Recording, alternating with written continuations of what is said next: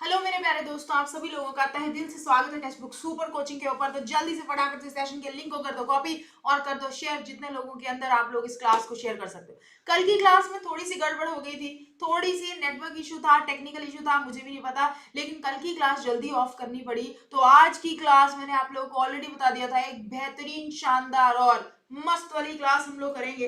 तो जल्दी से फिर इसी बात पे सेशन को करो शेयर। जितने लोगों के अंदर आप लोग इस क्लास को शेयर कर सकते हो।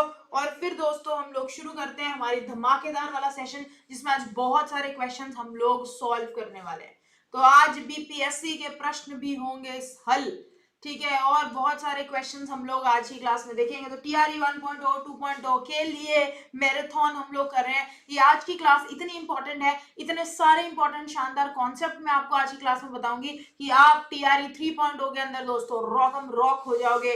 तो चलो भाई, फटाफट से सेशन के लिंक को कर दो कॉपी और कर दो शेयर। मैक्सिमम जितने लोगों के अंदर आप लोग इस क्लास को कर सकते हो। मैं भी एक बार फटाफट से जाकर टेलीग्राम के ऊपर शेयर करके आती हूँ, ठीक है। आप लोग भी एक बार जल्दी से जाकर टेलीग्राम के ऊपर लिंक को शेयर करो।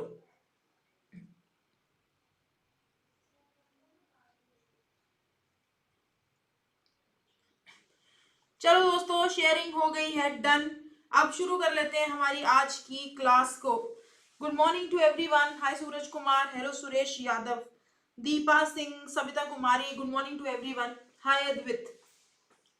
तो चलो आप रेडी हो? जो लोग रेडी हैं फटाफट से कमेंट सेक्शन में लिख दे ma'am ready ready ready ready ready, और उसके बाद मैं आप लोगों को दिखाती हूँ आपका पहला सवाल। तो जल्दी से कमेंट सेक्शन के अंदर, चैट विंडो के अंदर रेडी लिख दो, कोई थम्स अप दे दो और शुरू करते हैं हमारे आज के मैराथन को। हर एक स्टूडेंट को पार्टिसिपेट करना है। आज हम लोग लिंक लगा के हर एक चीज को पढ़ेंगे। जैसे कि अगर आपको ऑप्शंस के अंदर या फिर आपको क्वेश्चन के अंदर कोई भी ऐसी चीज दिखे जिससे रिलेटेड हम लोगों ने ऑलरेडी कुछ ना कुछ पढ़ा है, मेरे भाई चैट में उसको लिख कर याद कर देना, रिवाइज कर देना, ताकि सेशन में सब कुछ याद भी हो जाए। बीपीएससी टीआरई 3.0 मेरे दोस्तों हम लोगों को फोड़ने का है, ठीक है। बहुत सारे कोर्सेज टेक्स्ट बुक पर लॉन्च आपके है ऑलरेडी। तो जिसको कोर्स बाय करना है वो कोर्स को बाय कर सकता है। रितिका कूपन कोड को लगा के आपको डिस्काउंट मिल जाएगा। टीआरई 4.0 का कोर्स और भी बहुत सारे कोर्सेज टेक्स्ट बुक के ऊपर ऑलरेडी अवेलेबल हैं, और कोर्स से पढ़ो बढ़िया तरीके से एक एक चीज को डीप में। तो चलो दोस्तों फटाफट से शुरू करते हैं हमारी आज की क्लास को। Good morning to everyone. तो रंजू रेडी है? तो ठीक है रंजू। ये क्वेश्चन हमने कल प्रैक्टिस किया था दोस्तों, एक दो क्वेश्चंस कल के भी देखेंगे, क्योंकि कल थोड़ा सा नेटवर्क इशू के कारण मैं अच्छे से आपको समझा नहीं पाई थी चीजें। What are the main mineral constituent of oceanic crust? महासागर भूपर पट्टी का मुख्य खनिज घटक आपका क्या है? सिलिका एल्यूमिना है, सिलिका निकल है, सिलिका मैग्नीशियम है, more than one of the above है, या नन ऑफ द अबव है? मुझे फटाफट से बताओ मेन मिनरल कॉन्स्टिट्यूएंट आपका मेरे दोस्तों ओशनिक क्रस्ट समुद्र भूपर पट्टी का क्या है? बीपीएससी टीआरई 1.0 के अंदर ये क्वेश्चन एग्जामिनर ने आपसे पूछा था। तो मुझे फटाफट से बता दो इस क्वेश्चन का राइट आंसर क्या है, ठीक है। सब लोग बोल रहे हैं मैम ऑप्शन नंबर 3 इसका राइट आंसर है। तो बिल्कुल सही, ऑप्शन नंबर 3 इस क्वेश्चन का राइट आंसर है, सिलिका एंड मैग्नीशियम, ठीक है। तो सिलिका और मैग्नीशियम से आपकी समुद्री भूपर पट्टी जो है वो बनी होती है। तो अर्थ क्रस्ट की अगर मैं बात करूं, पृथ्वी की भूपर पट्टी की बात करूं, तो दोस्तों पृथ्वी की भूपर पट्टी के अंदर बहुत सारे तत्व प्रेजेंट है, जैसे कि oxygen, silicon, aluminium, iron, magnesium, calcium, ठीक है। तो आपके सिलिकॉन और मैग्नीशियम से ओशनिक क्रस्ट मेरे दोस्तों बनता है। अगर कोई पूछे सबसे ज्यादा कौन सा तत्व प्रेजेंट है, वो ऑक्सीजन प्रेजेंट है। 46.4% पृथ्वी की भूपर पट्टी के अंदर ऑक्सीजन जो है पाया जाता है। तो मोस्ट अबंडेंट आपका ऑक्सीजन है। अगली बारी हो सकता है क्वेश्चन आपसे पेपर में पूछ लिया जाए। एल्यूमिनियम भी बहुत ज्यादा मात्रा के अंदर आपका प्रेजेंट होता है, और एल्यूमिनियम का जो आपका और है ऐसा क्या है, वो है आपका bauxite. Friends very very important, bauxite Al2O3.2H2O है, जिससे हम लोग एल्यूमिनियम को प्राप्त करते हैं। ये बात ध्यान में रखना ठीक है। चलो आ जाओ, चांदी वो बाद में देख लेना यार, कोई बात नहीं। नेक्स्ट क्वेश्चन की तरफ आगे बढ़ते हैं। During thunderstorm it is safer to? दोस्तों जब भी आपकी बिजली कड़कती है, थंडरस्टॉर्म होता है, तो क्या सेफर है? कैरी करो ओपन अम्ब्रेला को, शेल्टर ले लो, पनाह ले लो छोटे पेड़ के नीचे, स्टैंड करो एक ओपन फील्ड में, मोर than one of the above, या फिर नन ऑफ द अबव? फटाफट से बताओ इस क्वेश्चन का राइट आंसर क्या होगा। कल की क्लास के अंदर हमने 2-3 क्वेश्चन डिस्कस किए थे, उसके बाद क्लास कंटिन्यू नहीं हो पाई थी, ठीक है, लेकिन वो अच्छे से मैं एक्सप्लेन नहीं कर पाई थी क्योंकि बीच में नेटवर्क टूटता जा रहा था। तो 2-3 क्वेश्चंस कल के हैं, उसके बाद हम लोग सारे फ्रेश नए क्वेश्चन स्टार्ट करेंगे। थंडरस्टॉर्म के टाइम पे हम लोगों को क्या करना चाहिए? ये बताओ गाइस, इस क्वेश्चन का राइट आंसर ऑप्शन नंबर ई है। ठीक है, पहले बीपीएससी ने गलत आंसर की में गलत ऑप्शन दे दिया था कि शेल्टर ले लो छोटे पेड़ के नीचे। नहीं, ऐसा नहीं करना है आपको, अम्ब्रेला भी कैरी नहीं करना है, छोटे पेड़ के नीचे पनाह भी नहीं लेनी है, ओपन फील्ड में बाहें फैला के मीना आई लव यू ऐसा भी नहीं करना। ठीक है, more than one of the above भी नहीं, नन ऑफ दी अबव इस क्वेश्चन का राइट आंसर है। जब भी आपकी बिजली कड़कती है उस टाइम के ऊपर हमें कभी भी ऐसे खड़े होकर हाय बाहें नहीं फैलानी दोस्तों, मीना नहीं आएगी, ऊपर से बिजली आ जाएगी। ठीक है, याद रखना, कभी भी मशीन्स के आसपास नहीं रहना, आपके हिली हाई पॉइंट एरिया में नहीं रहना, क्योंकि वहां पर बिजली गिरने का खतरा सबसे ज्यादा होता है। आप लोगों को स्विमिंग भी नहीं करनी है, पतंग तो बिल्कुल नहीं उड़ानी है। ठीक है, पतंगबाजी नहीं करनी, आपको अम्ब्रेला भी कैरी नहीं करना, क्योंकि अम्ब्रेला का जो हैंडल होता है धातु का बना है भाई, बिजली उस पर आ गिरेगी, आपको करंट लग जाएगा, तो ये भी आपको नहीं करना। पोल के नीचे भी नहीं खड़ना। अगर रादर आप बाहर हो तो स्क्वाट पोजीशन के अंदर नीचे से बेंड होके बैठो, ताकि अगर बिजली गिरे भी तो आपके मिनिमम एरिया के ऊपर गिरे और आपको ज्यादा हार्म ना दे। अगर आप किसी गाड़ी स्कूटर बस में हो तो चुपचाप से अंदर बैठ के चलाओ, मत अंदर यहाँ पे एक जगह पे खड़े हो जाओ बंद होकर। तो ये ध्यान में रखना मेरे प्यारे दोस्तों, नन ऑफ दी अबव इस क्वेश्चन का राइट आंसर था। बीपीएससी ने अपनी आंसर की को चेंज कर नन ऑफ दी अबव इस क्वेश्चन का राइट आंसर दिया था। क्लियर होगी बात? ठीक है, डन है। ठीक है, तो बी नहीं है इसका राइट आंसर, इसका राइट आंसर ऑप्शन नंबर 5 है। आंसर की के अंदर पहले गलत आंसर आया था, फिर स्टूडेंट्स ने चैलेंज किया था ये क्वेश्चन, मैंने भी चैलेंज कराया था। ठीक है, और इस क्वेश्चन का राइट आंसर जो है ऑप्शन नंबर 5 को माना गया।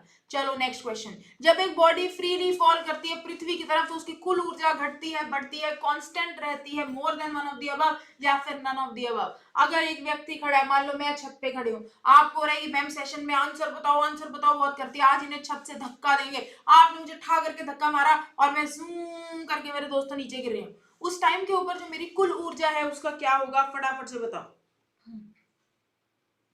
चलो, इस क्वेश्चन का जो राइट आंसर है वो ऑप्शन नंबर 3 है दोस्तों, रिमेन्स कांस्टेंट, आपकी कांस्टेंट रहेगी।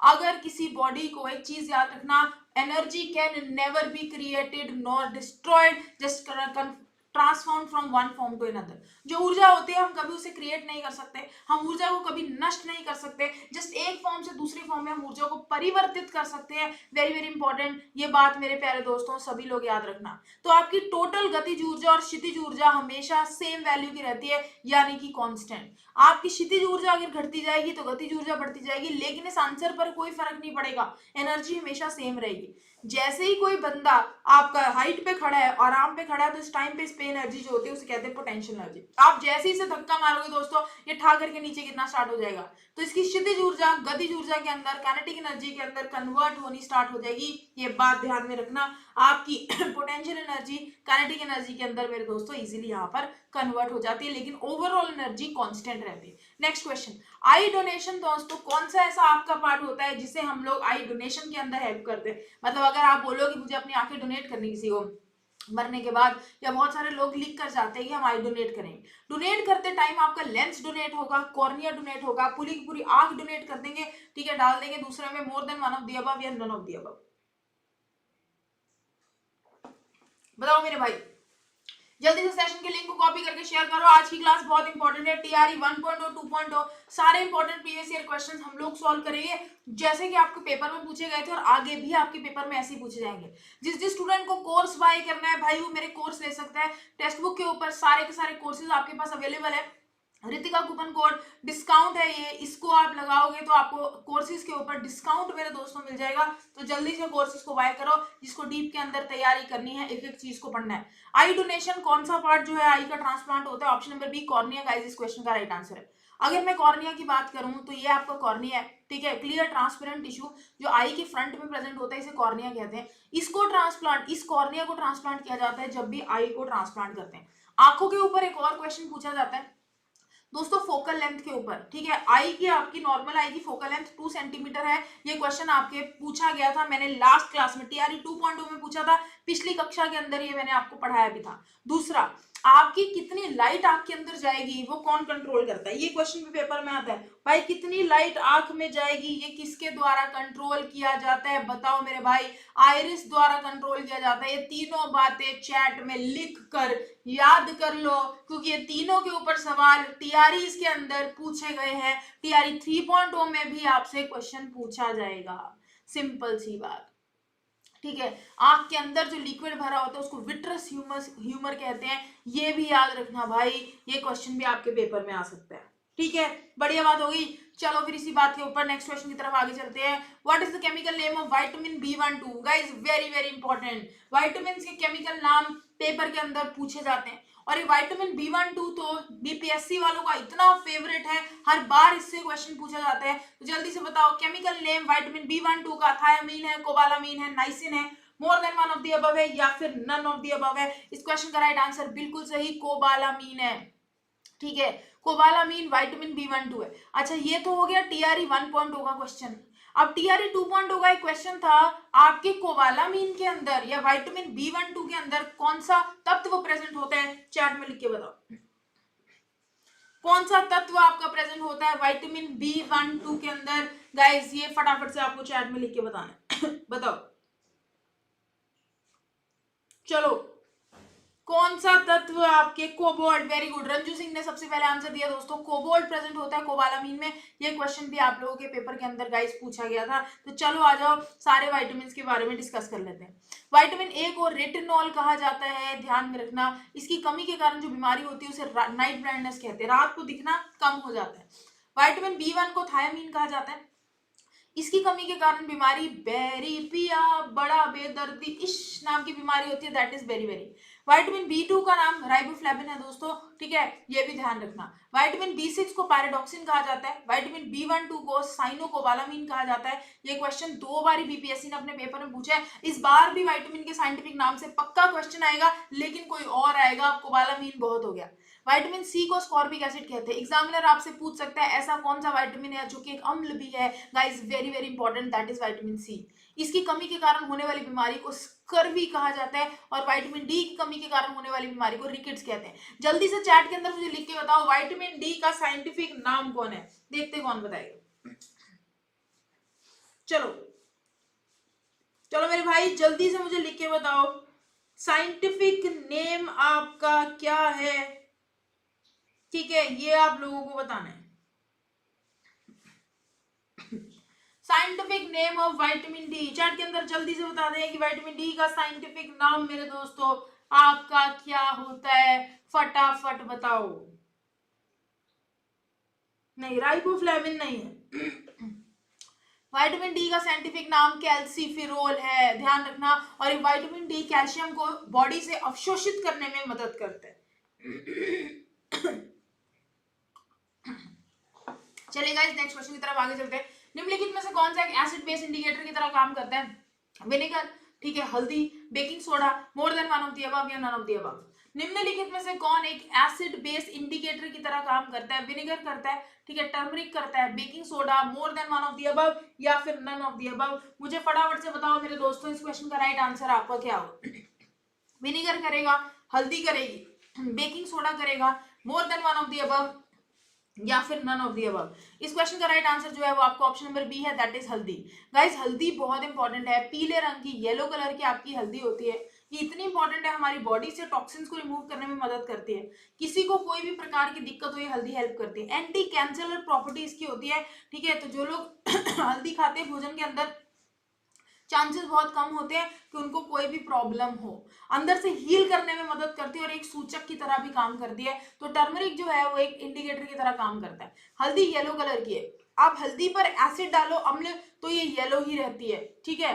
लेकिन अगर आप हल्दी पर एक बेस डालते, एक क्षार डालते तो हल्दी आपकी लाल रंग की हो जाती है। बात याद रखना, हल्दी आपका मेरे दोस्तों एसिड बेस इंडिकेटर की तरह काम करती है। जैसे ही हल्दी के ऊपर हम लोग एक बेस को डालते हैं तो रेड कलर आपकी हल्दी देती है। This is very very important मेरे भाई, ये बात सभी लोग याद रखना, क्वेश्चन आपके पेपर में पूछा गया है। विनेगर के अंदर कौन सा अम्ल प्रेजेंट होता है? चैट में लिख के बताओ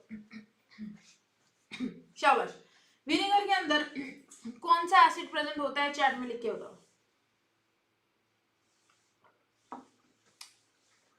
विनेगर में कौन सा एसिड प्रेजेंट होता है? CH3COH एसिटिक अम्ल विनेगर में प्रेजेंट है, वेरी वेरी इंपॉर्टेंट, ध्यान रखना है। बेकिंग सोडा का रासायनिक सूत्र NaHCO3 है मेरे भाई, सब याद रखना। इसी बात पे washing powder Nirma, washing powder Nirma, दूध सी सफेदी निरमा से आई, निरमा का रासायनिक सूत्र क्या होगा चैट के अंदर मेरे दोस्तों सभी लोग फटाफट से लिख के बताएं, और जिसे नहीं आता वो मेरे साथ लिखे Na2CO3.10H2O की अगर मैं बात करूं तो Na2CO3.10H2O आपका किसका है, washing powder Nirma, washing powder Nirma, washing soda के रासायनिक सूत्र है। सारे क्वेश्चंस आपके पेपर के अंदर पूछे जाते हैं। Next question guys, BPSC TRE 1.0 में पूछा गया, what is the value of absolute zero on Fahrenheit scale. आपके फ़ारेनहाइट पैमाने के ऊपर शून्य का मान कितना होता है, 0 degree Fahrenheit, -22 degree Fahrenheit, -459.4 degree Fahrenheit, more than one of the above या फिर नन ऑफ द अबव। ये क्वेश्चन आपके पेपर के अंदर पूछा गया था, फटाफट से बता दो इस क्वेश्चन का राइट आंसर क्या है। चलो भाई यार, जितने भी स्टूडेंट्स रिकॉर्डेड क्लास देख रहे हैं ना वहां पर, ठीक है, उन्हें बोलो भाई लाइव भी आ जाओ इधर, ठीक है। चलो बताओ, what is the value of absolute zero on Fahrenheit scale पर एब्सोल्यूट जीरो की वैल्यू आपकी कितनी होती है। इस क्वेश्चन का right answer option number C है, -459.4 degree Fahrenheit. Guys option number 3 जो है वो इस क्वेश्चन का राइट आंसर है। चलो आ जाओ, 3 स्केल्स होते हैं आपके तापमान को मापने के, एक है फ़ारेनहाइट स्केल, सेल्सियस स्केल और केल्विन स्केल।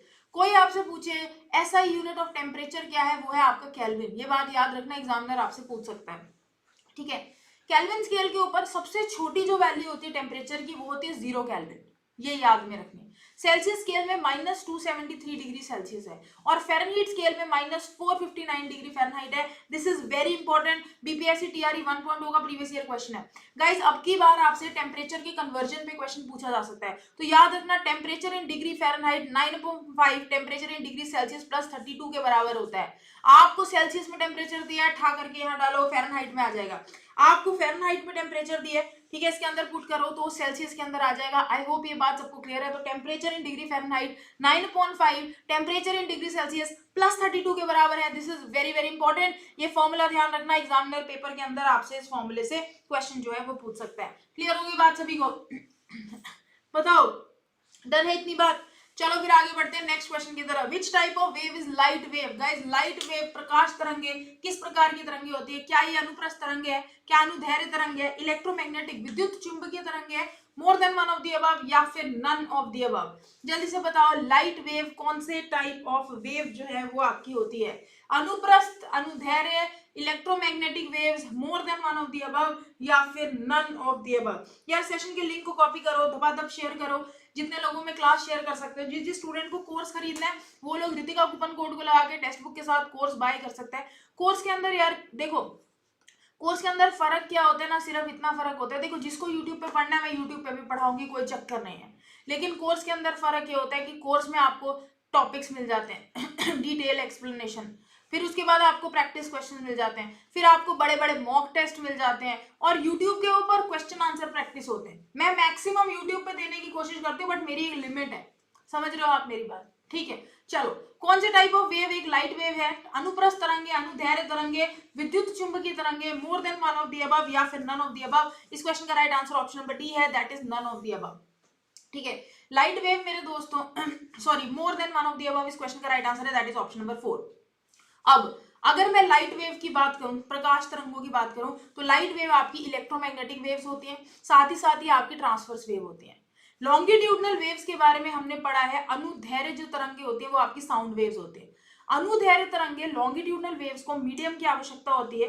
दोस्तों याद में रखना, इन्हें क्या चाहिए, माध्यम चाहिए आपकी वेव को प्रसार करने के लिए। तो साउंड वेव लॉन्गिट्यूडनल है। इस बार आपके पेपर के अंदर टीआरई 3.0 में ये क्वेश्चन आएगा, आप देख लेना, ठीक है। 2.0 के अंदर, ठीक है, 1.0 के अंदर अगर लाइट वेव्स के ऊपर क्वेश्चन आ गया तो ऑब्वियस सी बात है 3.0 के अंदर एग्जामिनर आपसे पूछेगा कि साउंड वेव की नेचर कैसी है। साउंड वेव दोस्तों लॉन्गिट्यूडनल, अनुदैर्घ्य तरंगे होती हैं, लिख कर सेशन के अंदर याद कर लो, बहुत इंपॉर्टेंट है, ठीक है। चलो फिर अगर मैं आगे बढ़ूं, इलेक्ट्रोमैग्नेटिक वेव्स क्या है, जिनमें विद्युत फैक्टर और चुंबकीय फैक्टर दोनों होते हैं, उन्हें ईएम वेव्स, इलेक्ट्रोमैग्नेटिक वेव्स कहा जाता है। Very very important. अभी जो इलेक्ट्रोमैग्नेटिक वेव्स होती है ना, लाइट वेव्स आपकी इलेक्ट्रोमैग्नेटिक वेव्स है, रेडियो वेव्स भी आपकी इलेक्ट्रोमैग्नेटिक वेव्स हैं जो कि ट्रांसवर्स नेचर की होती हैं। कहने का मतलब इन्हें ट्रैवल करने के लिए कोई माध्यम की आवश्यकता नहीं पड़ती। This is the very very important, ये बात ध्यान में रखिएगा। चलो बढ़िया, रिचा कह रही है मैंने कोर्स लिया है, बहुत बढ़िया। Next question, what is pH value of salt made up of strong acid and weak base?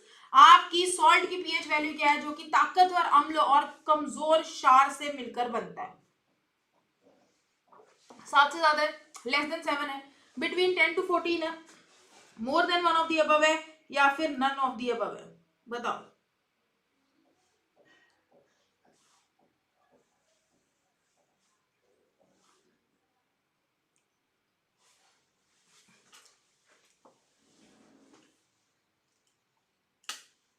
चलो भाई जल्दी से बताओ, सोचो आराम से कि पीएच जो सॉल्ट का क्या होगा जो स्ट्रॉन्ग एसिड और वीक बेस से मिलके बनी है?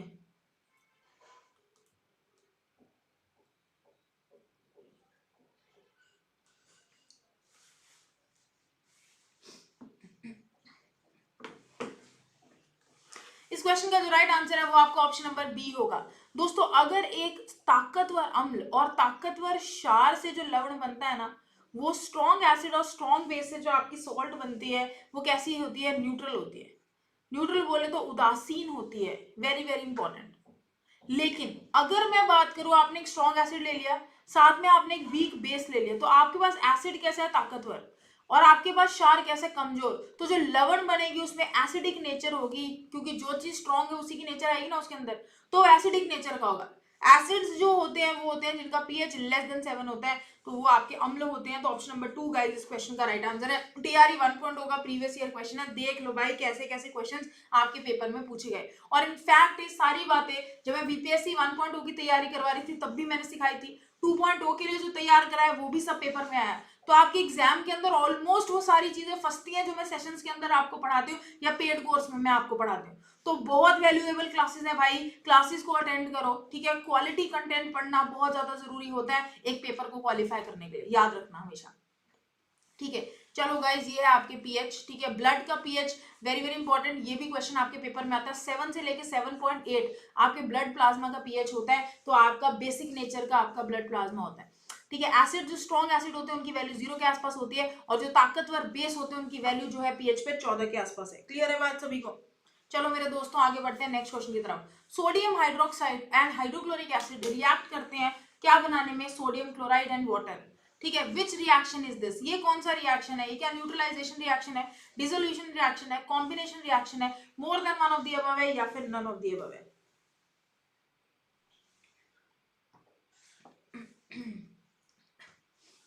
रिचा सिग्मा और पाई बॉन्ड कैलकुलेट करना मैं पक्का बताऊंगी, आज शाम को करेंगे कैलकुलेट यार। वो टीजीटी पीजीटी की बात है, अभी मैं टेट पीआरटी वाली क्लास में नहीं उसको एक्सप्लेन कर सकती, शाम की क्लास में हम उसको एक्सप्लेन, मैं डन उसको पक्का बताऊंगी आपको। सोडियम हाइड्रोक्साइड और हाइड्रोक्लोरिक एसिड रिएक्ट करते हैं to form NaCl, sodium chloride और साथ में वाटर।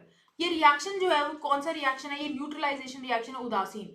गाइस याद रखना एसिड प्लस बेस दोनों मिलकर न्यूट्रलाइजेशन रिएक्शन देते हैं, ठीक है। Acid plus base will give salt plus water. ये जो सॉल्ट होती है ये आपकी न्यूट्रल होती है, उदासीन होती है, वेरी वेरी इंपॉर्टेंट, और इस रिएक्शन को न्यूट्रलाइजेशन रिएक्शन कहते हैं। एग्जामिनर एक और क्वेश्चन आपके पेपर में पूछ सकता है कि हमारे पेट के अंदर बहुत ज्यादा एसिड रिलीज हो गया, यानी कि हमारी एसिडिटी बढ़ गई, अम्लता बढ़ गई, ठीक है। जब हमारे पेट में बहुत ज्यादा एसिड रिलीज हो जाता है, हमारी एसिडिटी बढ़ जाती है, अम्लता बढ़ जाती है, उस टाइम पे डॉक्टर कहते हैं MgOH होल टॉयज मेरे भाई मिल्क ऑफ मैग्नीशिया खाने का, जिससे कि आपकी पेट की कंडीशन उदासीन न्यूट्रलाइज हो जाएगी।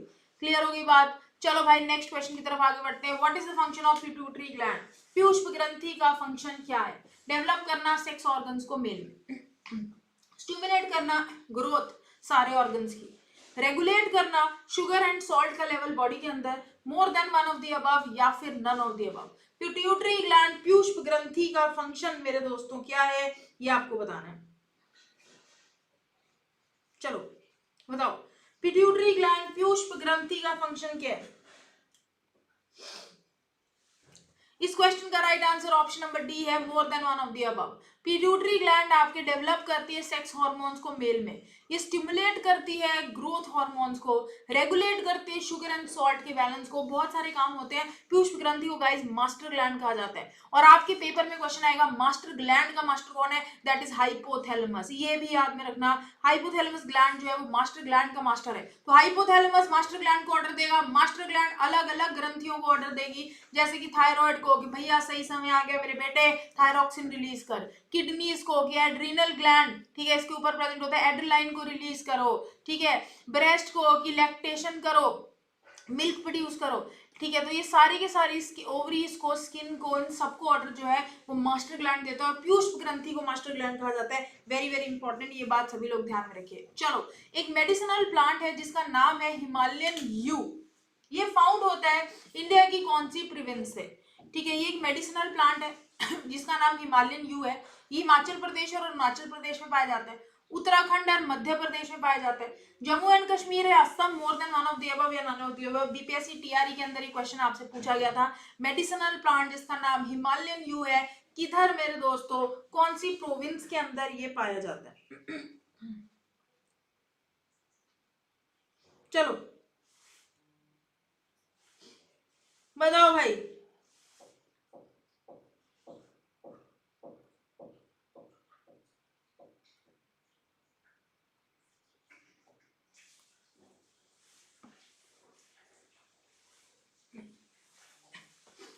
मेडिसिनल प्लांट दोस्तों हिमालयन यू जो है वो आपका बेसिकली हिमाचल प्रदेश एंड अरुणाचल प्रदेश के अंदर पाया जाता है, ये ध्यान रखना। अच्छा, अरुणाचल, इसके बारे में मैं बाद में बताती हूँ। अरुणाचल प्रदेश दिख गया तो मुझे एक चीज याद आई आपकी रिवर जो ब्रह्मपुत्र है ना, उसको तिब्बत के अंदर सांगपो कहते हैं दोस्तों। ये सांगपो अरुणाचल प्रदेश और असम से बहकर बंगाल की खाड़ी में गिरती है। ये पॉइंट ध्यान में रखना, इससे रिलेटेड क्वेश्चन एग्जामिनर पेपर में पूछ लेता है। अब यहाँ पे ऑप्शन के अंदर आपको उत्तराखंड दिख रहा है। उत्तराखंड का कौन सा फेमस नेशनल पार्क है जो भारत का पहला नेशनल पार्क है, बताओ। क्या बात है, शिवांगी ने बोला कि मैम मुझे आपकी क्लास में बहुत अच्छा लगता है, बहुत अच्छा पढ़ाते हो, सारी बातें एक ही बार दिमाग में आके फिक्स हो जाती हैं। Thank you so much Shivangi, ठीक है, लव यू फॉर दिस। चलो, उत्तराखंड भारत का कौन सा पुराना और ओल्डेस्ट नेशनल पार्क है जो उत्तराखंड के अंदर पाया जाता है, जिम कॉर्बेट। गाइस ये बात याद रखना, वेरी वेरी इंपॉर्टेंट। अब यहाँ पे मुझे मध्य प्रदेश दिखता है और मुझे पता है कि मध्य प्रदेश एक टाइगर स्टेट है। गाइस मध्य प्रदेश के सारे नेशनल पार्क मुझे चैट में आज लिख कर फटाफट से बता दो, एमपी राज्य के अंदर कौन से नेशनल पार्क आपके प्रेजेंट होते हैं। तो मध्य प्रदेश में पाए जाने वाले नेशनल पार्क चैट में लिखो भाई, देखते कौन लिखता है सबसे पहले।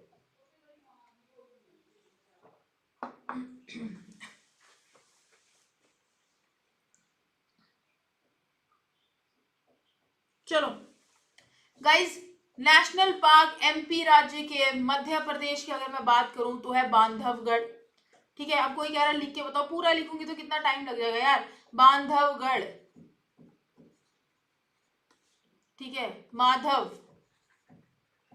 पन्ना, पेंच, सतपुड़ा, ठीक है, फॉसल, कान्हा और कूनो। तो बांधवगढ़, माधव, पन्ना, पेंच, सतपुड़ा, वन विहार, फॉसल, कान्हा, कूनो। गाइस याद रखना, ये सारे एमपी राज्य के नेशनल पार्क है। मध्य प्रदेश को टाइगर स्टेट कहा जाता है। 1973 में प्रोजेक्ट टाइगर आया था और 29 जुलाई को वर्ल्ड टाइगर डे मनाया जाता है। अब मैं ये सारी बातें अगर रिवाइज कर बिना आगे पहुंचूंगी तो मध्य प्रदेश और टाइगर्स बुरा मान जाएंगे, ठीक है, याद रखना। जम्मू कश्मीर की बात करें तो यहाँ से सलीम अली, ठीक है, नेशनल पार्क जो है वो जम्मू कश्मीर से। और friends Salim Ali bird century आपकी गोवा में प्रेजेंट है। ये क्वेश्चन बीपीएससी टीआरई 1.0 में पूछा भी गया था कि सलीम अली बर्ड सेंचुरी कहाँ प्रेजेंट है। तो नेशनल पार्क जम्मू कश्मीर में और बर्ड सेंचुरी गोवा में। मैंने उस टाइम पढ़ाते हुए बार बार अपने स्टूडेंट्स को बोला था कि भाई ध्यान से देख लो, ये क्वेश्चन पेपर के अंदर पूछा जाएगा और पूछा गया भी। असम की मैं बात करूं तो दिब्रू साइकोवा, मानस, नामेरी, ओरांग, दींग पटकाई, काजीरंगा, ये सारे असम राज्य के नेशनल पार्क है। हम रोज रोज जब बोलेंगे तो ये सारे हमें याद हो जाएंगे। हिमालयन यू की बात करें तो टॉक्सिक्स वेलिसीनिया जूक मेरे दोस्तों हिमालयन यू को कहा जाता है, ठीक है। ये एक जिम्नोस्पर्म है, ग्रोइंग हिमालयन रीजन के अंदर ही पाया जाता है। बेसिकली ये ट्रीट किया जाता है अगर किसी को बुखार हो, हेडेक हो, डायरिया हो, फ्रैक्चर फ्रैक्चर हो जाए, उन प्रॉब्लम्स को, और नर्वस सिस्टम, तांत्रिका कोशिकाओं के अंदर कोई दिक्कत हो तो इसकी मदद से उसको ठीक किया जाता है। तो एक तरीके से एक जड़ी बूटी की तरह है ये एक मेडिसिनल प्लांट है। और ये क्वेश्चन टीआरई 1.0 के अंदर आपके पेपर में पूछा गया था, तो ध्यान से देख लो भाई इसको। हल्के में मत लेना, इंपॉर्टेंट सवाल है। Next question, SO2 pollution is indicated by, जो आपकी सल्फर डाइऑक्साइड की पोल्यूशन है वो ऑर्चिड्स द्वारा इंडिकेट होती है, मैंग्रोव्स द्वारा, लाइकेंस द्वारा, मोर than one of the above या नन ऑफ द अबव? किसकी वजह से आपकी SO2 सल्फर डाइऑक्साइड की पोल्यूशन जो है वो इंडिकेटेड होती है?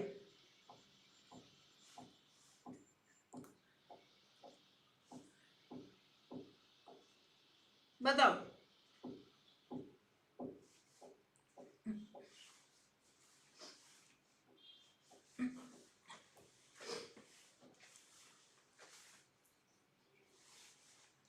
इस क्वेश्चन का right answer option number C है, दैट इज लाइकेन। जो आपके लाइकेंस होते हैं ना दोस्तों, ठीक है, ये आपके लाइकेंस हैं, इनसे आपकी सल्फर डाइऑक्साइड की पोल्यूशन होती है। ये जो लाइकेंस होते हैं बेसिकली ये बहुत इंपॉर्टेंट है, क्योंकि आपका जो लिथमस नाम का इंडिकेटर है ना, जो हमें एसिड और बेस के बीच में फर्क बताता है, वो लाइकेन से ही हमें प्राप्त होता है। ठीक है, एक चीज और याद रखना, लिथमस से मुझे याद आता है BBB कोड, मैंने आपको ऑलरेडी बताया था। बी से होता है बेस, बी से होता है बिटर कड़वा, और बी से होता है ब्लू। जो बेस होते हैं वो कड़वे होते हैं और लास्ट के अंदर नीला रंग देते हैं, वेरी वेरी इंपॉर्टेंट, ये लास्ट में आपको ब्लू कलर देते हैं। तो आपका रेड लिथमस पेपर हो चाहे आपका ब्लू लिथमस पेपर हो, ठीक है, red litmus paper, blue litmus paper, अगर आप बेस के अंदर उसको डालते हो तो लास्ट के अंदर ब्लू ही कलर आपको देता है, बात याद रखना। और सल्फर डाइऑक्साइड की पॉल्यूशन लाइकिन की वजह से आपकी होती है। न्यूमेटोफोर्स आर प्रेजेंट इन, आपके जो न्यूमेटोफोर्स है मेरे दोस्तों वो हाइड्रोफाइट्स हैं, जेरोफाइट्स हैं, हेलोफाइट्स हैं, मोर than one of the above है या नन ऑफ द अबव? बताओ। न्यूमेटोफोर्स मेरे दोस्तों हाइड्रोफाइट्स हैं, जेरोफाइट्स हैं, हेलोफाइट्स हैं, मोर than one of the above है या फिर नन ऑफ द अबव है? इस क्वेश्चन का राइट आंसर जो है वो आपका क्या है, बताओ।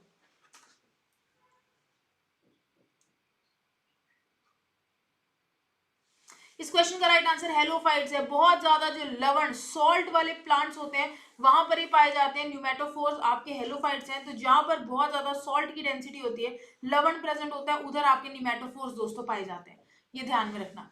मेजर स्रोत of methane in India, Bharat के अंदर मीथेन का मुख्य स्रोत क्या है? Wheat field, sugarcane field, rice field, more than one of the above या फिर नन ऑफ द अबव? चलो यार, आज स्टूडेंट्स कहाँ रह गए भाई, आज क्या कर रहे हो? अच्छा, TGT PGT वाली क्लास देख रहे हो मेरी? समझ गई, TGT PGT वाली क्लास देख रहे हो जो 7 घंटे की महा रिवीजन है। अरे वो यार वो बाद में देख लेते भाई, पहले लाइव आ जाओ, क्या कर रहे हो भाई? चलो, मेजर स्रोत of methane in India, methane के अंदर जो मेजर स्रोत है वो आपके राइस फील्ड है। ठीक है, जो आपकी राइस फील्ड होती है ना वो आपका मेजर स्रोत है दोस्तों मीथेन का। तो मीथेन कहाँ से पाया जाता है? राइस फील्ड से। एक चीज याद रखना, CH4, अगर मैं मीथेन की बात करूं तो ये बायोगैस का मुख्य स्रोत है मीथेन। दूसरी बात, मीथेन एक ग्रीन हाउस गैस है जो कि ग्लोबल वार्मिंग, विश्व उष्णा करता है। ठीक है, तो मीथेन जो है वो ग्लोबल वार्मिंग करता है गाइस, विश्व उष्णा करता है। ये भी बहुत इंपॉर्टेंट पॉइंट है, सब लोगों को ध्यान के अंदर रखना है, वेरी वेरी इंपॉर्टेंट। तो ये जो मीथेन है क्या करेगा? ग्लोबल वार्मिंग, पूरी की पूरी ग्लोब की ग्लोबल वार्मिंग जो है आपकी CH4 मीथेन द्वारा आपकी की जाती है। ठीक है, कार्बन डाइऑक्साइड, मीथेन विश्व उष्णा करने के लिए सबसे इंपॉर्टेंट। उसके बाद दोस्तों nitrous oxide, chlorofluorocarbon, ozone gas, ये सारी ग्रीन हाउस गैसेज हैं। ये ग्रीन हाउस गैसेज क्या करती है? सूरज की ऊष्मा को अवशोषित कर लेती है, ट्रैप कर लेती है और पृथ्वी से बाहर जाने नहीं देती, वेरी वेरी इंपॉर्टेंट। अच्छा, ग्रीन हाउस गैसेस को वायुमंडल में कम से कम छोड़ेंगे, इससे कौन सा प्रोटोकॉल डिफरेंट डिफरेंट कंट्रीज में साइन हुआ था? चलो ठीक है, स्वाति कुमारी कह रही कि मैम प्रीमियम क्लास देख रहे हैं सब लोग आपकी। हाँ मैं समझ गई भाई, मुझे पता है कि आप लोग मेरी वो प्रीमियम वाली क्लास देख रहे हो। चलो यार वो देख लो, इसको बाद में देख लेना, क्या फर्क है। ठीक है, कोई सी भी देख लो, वो 7 घंटे की कॉन्टिन्यूस रिविजन है जिसके अंदर साइंस आपको मैंने रिवाइज कराई है, वो वीडियो भी देख लेना। जो भी साइंस सब्जेक्ट से पढ़ रहे हैं फ्रेंड्स, जो आपकी वीडियो चल रही है TGT PGT चैनल पर, उसको आप लोग देख लीजिएगा। इस क्वेश्चन का राइट आंसर जो था, ठीक है फ्रेंड्स, वो मीथेन था। राइस फील्ड से हमें मीथेन मिलता है, याद रखना। और Kyoto protocol different different countries में साइन हुआ था कि हम लोग ओजोन, मतलब हम लोग ग्रीन हाउस गैसेस को वायुमंडल में कम से कम छोड़ेंगे। Itai itai disease is caused bye, चलो भाई, इटाई इटाई डिजीज किसकी वजह से होती है? चलो, इटाई इटाई डिजीज गाइस किसकी वजह से कॉज होती है? मर्क्यूरी की वजह से, आयरन की वजह से, कैडमियम की वजह से, more than one of the above या फिर नन ऑफ द अबव। तो itai itai disease is caused by mercury, iron, cadmium, more than one of the above या नन ऑफ द अबव। इस क्वेश्चन का right answer option number C है, that is cadmium.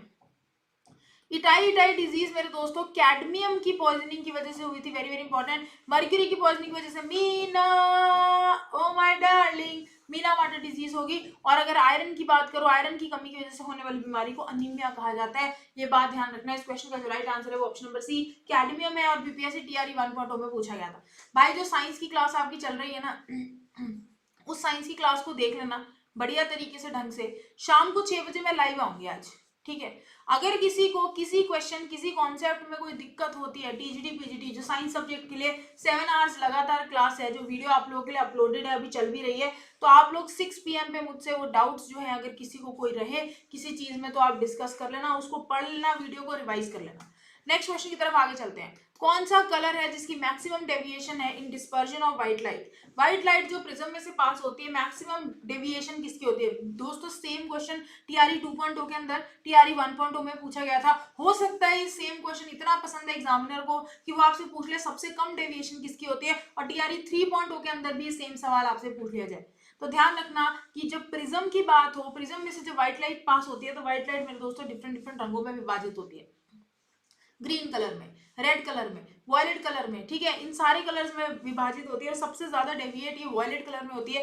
Option number 3 इस question का right answer है। तो ये आपकी व्हाइट लाइट है, जब प्रिज्म में से पास करेगी तो वॉयलेट कलर सबसे ज्यादा डेविएट होगा और सबसे कम जो डेविएट होगा वो रेड कलर है। ये क्वेश्चन 2 बार टीआरई 1.0 टीआरई 2.0 दोनों के अंदर सेम क्वेश्चन सेम लैंग्वेज के साथ पूछा गया है।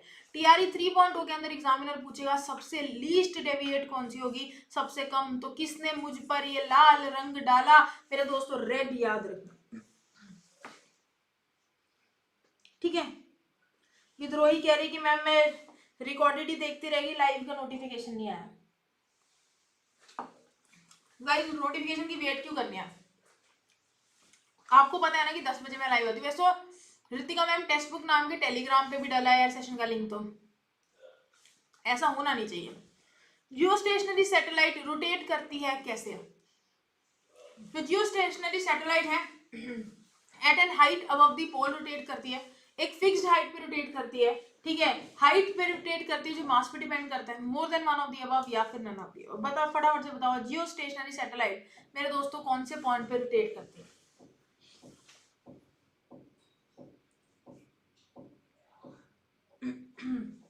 बताओ। जियो स्टेशनरी सैटेलाइट रोटेट करती है at a height above the poles, एक फिक्स्ड हाइट पर, एक हाइट, ठीक है, डिपेंडिंग ऑन मास पर, more than one of the above या फिर नन ऑफ द अबव। इस क्वेश्चन का right answer option number B है, एट अ फिक्स्ड हाइट। एक फिक्स्ड हाइट पर, फिक्स्ड ऊंचाई पर जियो सैटेलाइट्स, जो जियो स्टेशनरी सैटेलाइट है वो रोटेट करते हैं। पृथ्वी की ये जियो सैटेलाइट आपकी जियो स्टेशनरी एक्सिस है, ये जियो स्टेशनरी एक्सिस पे जियो सैटेलाइट घूमती है और एक फिक्स्ड पॉइंट पर ही रोटेट करती है। दोस्तों जो आपकी सैटेलाइट होती है बेसिकली उपग्रह होते हैं, आपके किसी भी पिंड के आर पर अगर कोई गोल गोल चक्कर लगाता है तो उसे उपग्रह कहते हैं। जैसे मान लो किसी को कोई लड़की सुंदर लगती है, उसके आर पार चक्कर लगाते हैं कि भैया इसकी ट्यूशन की छुट्टी हो गई, इसकी स्कूल की छुट्टी हो गई, उसके आर पार घूम रहे हैं, उसको मेरे दोस्तों हम लोग क्या कहते हैं? एक सैटेलाइट, ठीक है। तो ये आपकी क्या होती है? आपकी सैटेलाइट होती है जो एक बड़े से पिंड के आर पार कॉन्टिन्यूसली चक्कर लगाती है, उसे हम लोग सैटेलाइट मेरे दोस्तों कहते हैं। तो जियो स्टेशनरी एक्सिस है ये अर्थ का, इस पर एक जियो स्टेशनरी सैटेलाइट है जो कि एक फिक्स्ड पॉइंट पे रोटेट करती है। एक चीज और इंपॉर्टेंट याद रखना, इन सैटेलाइट की मदद से ही हमें पता चलता है कि अच्छा कल बारिश हो जाएगी, अच्छा कल तेज धूप निकलेगी, या लाइव मैच आप लोग देखते हो, या फिर आप लोग मेरा सेशन लाइव देख पा रहे हो, ये सिर्फ और सिर्फ इन सैटेलाइट्स की मदद से ही देख पा रहे हो। तो ये ध्यान में रखना, सैटेलाइट और जियो स्टेशनरी सैटेलाइट एक फिक्स्ड हाइट के ऊपर मेरे दोस्तों आपकी रोटेट करती है। नेक्स्ट क्वेश्चन कहता है मेटा हीमोग्लोबिनमीनिया, ठीक है, ठीक है, ये मेरे दोस्तों is caused due to drinking water contained with contaminated with. कौन सा ऐसा किस प्रकार का पानी होता है जिसकी वजह से आपकी मेरे दोस्तों मेथी और हीमोग्लोबिन अनीमिया होता है? कौन से प्रकार का दूषित पानी आपने पिया? नाइट्रेट वाला, कैडमियम वाला, फॉस्फेट वाला, मोर than one of the above या फिर नन ऑफ द अबव? बताओ कैसा पानी आपने पिया, ठीक है, जिसकी वजह से आपको मेटा हीमोग्लोबिन एमिया मेरे दोस्तों हो गया। नाइट्रेट पोल्यूटेड पानी, कैडमियम पोल्यूटेड पानी, phosphate, more than one of the above या नन ऑफ द अबव। इस क्वेश्चन का राइट आंसर है गाइस नाइट्रेट। तो नाइट्रेट प्रदूषित पानी जो है जब कोई व्यक्ति पीता है तो उसको अनीमिया हो जाता है। ये बीमारी होती क्या है देखते हैं फ्रेंड्स। इस बीमारी के अंदर एक ऐसी कंडीशन है जिसमें आपका मेटाग्लोबिन जो है ब्लड में वो हैम्पर करता है, ठीक है। यहाँ पर जैसे देखो आपके रेड ब्लड सेल्स हैं आरबीसीज, ऑक्सीजन मॉलिक्यूल्स कम हो जाते हैं। बेसिकली आरबीसीज के अंदर जो ऑक्सीजन है, ठीक है, आरबीसीज का काम क्या है, रेड ब्लड सेल्स के अंदर हीमोग्लोबिन है, हीमोग्लोबिन में आयरन है, ये ऑक्सीजन को अपने साथ जोड़ के रखते हैं। ऑक्सीजन इनके साथ जुड़ेंगे तभी डिफरेंट डिफरेंट बॉडी पार्ट्स में पंप होगी ऑक्सीजन। इनके अंदर ये ऑक्सीजन जुड़ नहीं पाते, ऑक्सीजन की जुड़ने में कमी हो जाती है, जिसको मेरे दोस्तों हम लोग मेटा हीमोग्लोबिनमीनिया कहते हैं। तो ये ध्यान में रखना, अगर आप कोई भी ऐसा वाटर पीते हो जिसके अंदर नाइट्रेट प्रेजेंट होता है तो ये बीमारी एक व्यक्ति को हो जाती है। क्लियर है मेरी बात, ठीक है। चलो भाई नेक्स्ट क्वेश्चन। बीपीएससी टीआरई 1.0 ने पूछा कि what does the cell usually use to produce energy. एक ऊर्जा उत्पाद करने के लिए कोशिका किसका उपयोग करती है, अमीनो एसिड्स का, ग्लूकोज का, फैटी एसिड का, मोर than one of the above का या नन ऑफ द अबव का। मनीष कोई बात नहीं, ईवीएस का भी मैं सेशन लेके आऊंगी, डोंट वरी, ठीक है। आज आप लोग लाइव नहीं आए यार, मुझे बिल्कुल अच्छा नहीं लगा सच में। कुछ को नोटिफिकेशन मिली नहीं, कुछ वहां पर टीजीटी पीजीटी की क्लास देख रहे हैं या टीजीटी पीजीटी वाली क्लास देखो भाई, वो भी इंपॉर्टेंट है, लेकिन साथ के साथ इधर भी तो आना था। चलो भाई ठीक है। What does the cell usually produce energy, मेरे दोस्तों ऑप्शन नंबर बी ग्लूकोज इस क्वेश्चन का राइट आंसर है। जो सेल होता है एनर्जी कैसे प्रोड्यूस करता है, ये ग्लूकोज के फॉर्म में एनर्जी प्रोड्यूस करता है, ठीक है। तो आपका जो बेसिकली ग्लूकोज है पायरुवेट के अंदर टूटता है। अगर ऑक्सीजन की प्रेजेंस में टूटे तो उसको वायु श्वसन कहते हैं, अगर ऑक्सीजन की कमी में टूटे तो अवायु श्वसन कहते हैं। इस केस के अंदर आपकी एनर्जी रिलीज होती है, ऊर्जा मेरे दोस्तों रिलीज होती है। तो ग्लूकोज की फॉर्म में एक सेल के अंदर, एक कोशिका के अंदर ऊर्जा प्रेजेंट होती है। नेक्स्ट क्वेश्चन आपके पेपर में पूछा गया था, Chipko movement was strengthened under the leadership of. जो आपकी चिपकू मूवमेंट है किसके लीडरशिप के अंडर मेरे दोस्तों बढ़िया से चली थी, Amrita Devi Bishnoi, Medha Patkar, Sunderlal Bahuguna, more than one of the above या नन ऑफ द अबव। बताओ।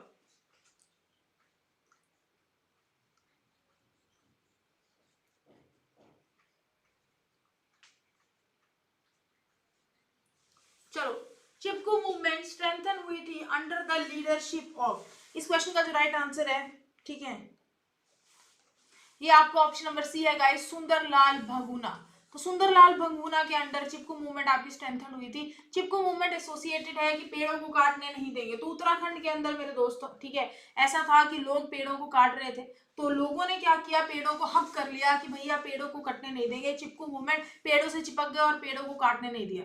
पेड़ों की इंपॉर्टेंस क्या है, वो जागरूकता जो है वो लोगों के अंदर फैलाई गई। तो चिपकू मूवमेंट सुंदरलाल भगुना के अंडर हुई। नर्मदा बचाओ आंदोलन की नर्मदा रिवर को मेरे दोस्तों पॉल्यूटेड होने से बचाएंगे, मेधा पाटकर। और बिश्नोई मूवमेंट अमृता देवी बिश्नोई के अंडर, ये कुछ मूवमेंट जो है वो पास्ट के अंदर देखी गई थी, जिनके ऊपर सवाल एग्जामिनर आपके पेपर में पूछता है। तो बीपीएससी टीआरई 1.0 के अंदर आपसे पूछा गया कि चिपकू मूवमेंट सुंदरलाल भगुना के अंडर मेरे प्यारे दोस्तों देखी गई, याद में रखना। Branching series in food chain is called, ये क्वेश्चन टीआरई 1.0 में पूछा गया था। जो ब्रांचिंग सीरीज है फूड चेन के अंदर, उसको फूड सिस्टम कहते हैं, फूड लेवल कहते हैं, फूड वेब कहते हैं, मोर than one of the above कहते हैं या नन ऑफ द अबव कहते हैं। बताओ मेरे भाई।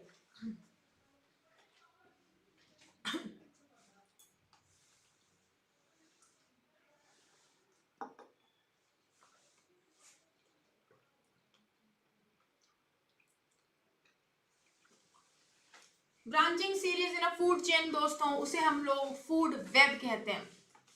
ये आपकी फूड चेन है, ठीक है। कौन किसको खाएगा, ऑब्वियसली भगवान ने सबका सिस्टम फिट करके रखा है कि जो भी चीज बनाई है उसको खाने के लिए उसका एक सिस्टम तैयार करके रखा है। अगर ऐसा नहीं होगा फ्रेंड, सपोज करो कोई ग्रास ऑपर को फ्रॉग खाएगा ही नहीं, तो ग्रास ऑपर तो बढ़ते जाएंगे, सिर्फ ग्रास ऑपर ही ग्रास ऑपर दिखेंगे। तो हर किसी को खाने के लिए कुछ ना कुछ रखा है, हर किसी को हर किसी का भोजन बनाया, जो आया है वो जाएगा, है ना, कोई अमर नहीं है, जो आता है वो जाता भी है। तो इसी प्रकार दोस्तों जब इंटरलिंक्ड होती है फूड चेन, इसे हम लोग फूड वेब कहते हैं। और ये प्रश्न सिंपल सरल टीआरई 1.0 के अंदर आपके पेपर में पूछा गया। नेक्स्ट क्वेश्चन देखो, dash are present in the first trophic level of food chain. दोस्तों पहला ट्रॉपिक लेवल जो होता है फूड चेन का, उसमें क्या प्रेजेंट होता है, ऑटोट्रॉफ्स, प्राइमरी कंज्यूमर, आपके tertiary consumer, more than one of the above या नन ऑफ द अबव। चलो बताओ फटाफट से, dash are present in the trophic level in food chain, autotrophs, primary consumer, tertiary consumer, more than one of the above या फिर none of the above. इस question का right answer है आपके ऑटोट्रॉफ्स। जो आपके स्वयंपोषी होते हैं, ऑटोट्रॉफ्स होते हैं, वो प्रेजेंट होते हैं ट्रॉपिक लेवल, पहले ट्रॉपिक लेवल पे। दोस्तों स्वयंपोषी भोजन बनाते हैं, ये प्रोड्यूसर्स होते हैं। ये क्या करेंगे, आपकी सनलाइट लेंगे, ठीक है, क्लोरोफिल इनके पास प्रेजेंट है, सनलाइट अवशोषित करके नीचे से पानी और आपके खनिज अवशोषित करके ये भोजन को तैयार करते हैं, फूड को, और ये फूड हम खाते हैं। तो ऑटोट्रॉफ स्वयंपोषी खुद से अपना भोजन प्रोड्यूस करते हैं। गाइस वेरी वेरी इंपॉर्टेंट, ये बात ध्यान में रखने का। Next question, the flow of energy in an ecosystem is, ecosystem में जो ऊर्जा का फ्लो होता है मल्टी डायरेक्शनल होता है, यूनिट डायरेक्शन होता है, try directional, more than one of the above या नन ऑफ द अबव। बताओ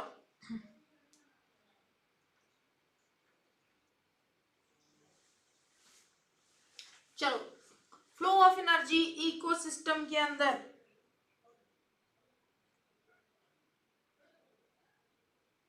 ठीक है, मिशन बीपीएससी कह रही है कि वो बाहर थी तो क्लास नहीं ले पाई, अब रेगुलर आएंगी, बहुत बढ़िया मिशन जी, रेगुलर रहो भैया, अब तो पेपर की डेट भी आ गई। यूनिडायरेक्शनल एक दर्शिक इस क्वेश्चन का राइट आंसर है।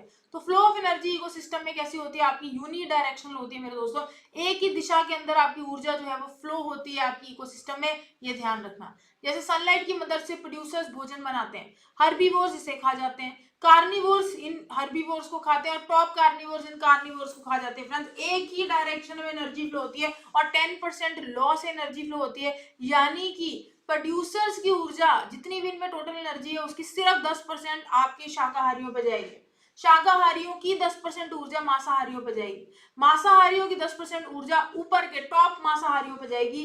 वेरी वेरी इंपॉर्टेंट, एक directional unidirectional flow of energy होती है। रामसर कन्वेक्शन एसोसिएट होता है किसकी कंजर्वेशन से, ड्राईलैंड की, वेटलैंड की, फॉरेस्ट की, मोर than one of the above या फिर नन ऑफ द अबव। बताओ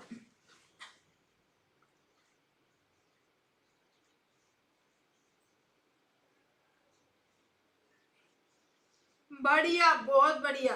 चलो गाइस बताओ,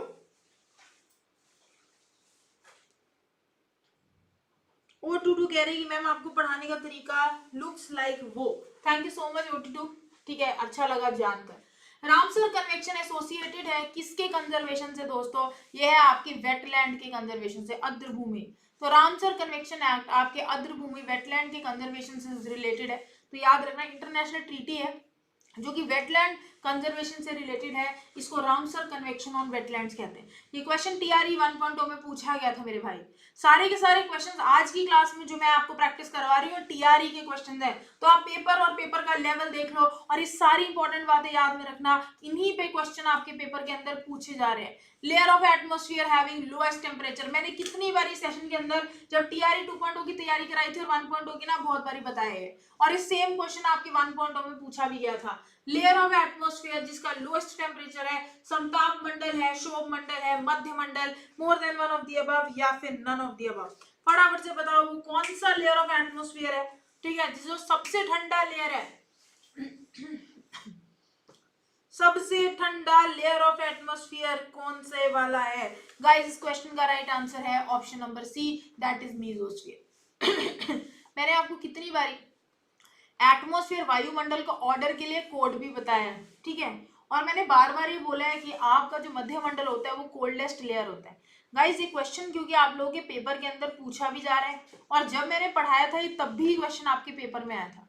ऑलमोस्ट टीआरई 1.0 और 2.0 के सारे मेरे कराए हुए क्वेश्चंस पेपर में आए थे और टीआरई 3.0 में भी आएंगे, तो लास्ट तक इन सेशंस को जरूर देखना, देयर आर वेरी हेल्पफुल।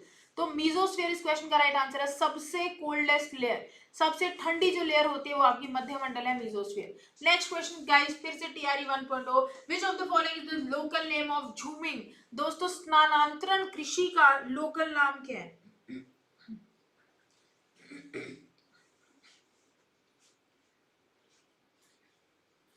ठीक है, O2 करवा दूंगी, O22।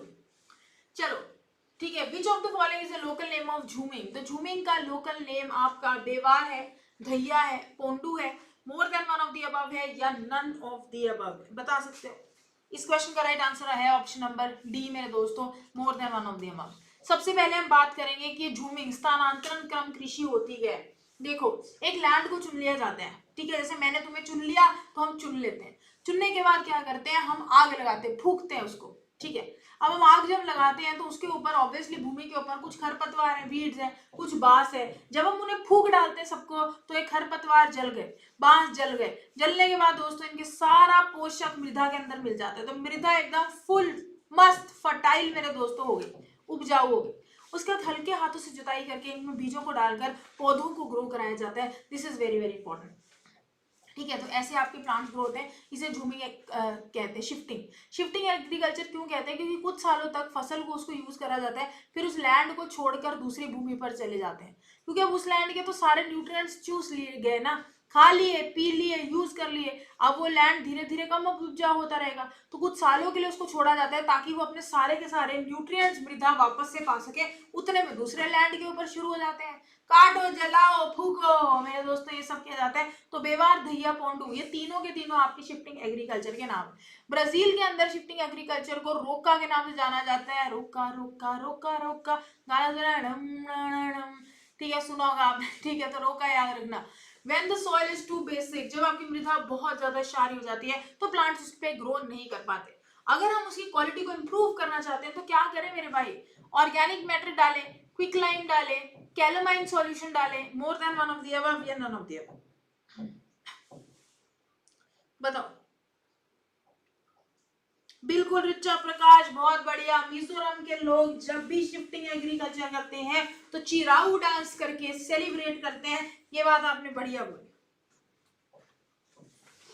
चलो भाई, इस क्वेश्चन का राइट आंसर क्या है, जब आपकी मृदा बहुत ज्यादा बेसिक हो जाती है, क्षारीय हो जाती है, तो उस टाइम के ऊपर दोस्तों हम लोगों को ऑर्गेनिक मैटर इसके अंदर ऐड करना पड़ता है, ठीक है। ऑर्गेनिक मैटर ऐड करते हैं ताकि हम इसको न्यूट्रलाइज कर सके और ये फिर से उपजाऊ हो सके पौधों को ग्रो करने के लिए। दिस इज इंपॉर्टेंट, ठीक है, ये बहुत इंपॉर्टेंट है। अगर आपकी मृदा बहुत ज्यादा एसिडिक हो जाए, अम्लीय हो जाए, तो आप कैल्शियम हाइड्रोक्साइड को ऐड करते हो, जो कि एक बेस होता है, जो कि एक क्षार होता है, जो फिर से आपकी मृदा को न्यूट्रलाइज, उदासीन करने में मदद करता है। ये बात इंपॉर्टेंट है। Y shaped energy flow model in an ecosystem was proposed by, तो आपके जो वाई शेप का एनर्जी फ्लो मॉडल होता है इकोसिस्टम में, किसके द्वारा प्रपोज किया गया, ओडम द्वारा, लिंडमैन द्वारा, क्लेमेंट्स द्वारा, मोर than one of the above या फिर नन ऑफ द अबव, बताओ। चलो,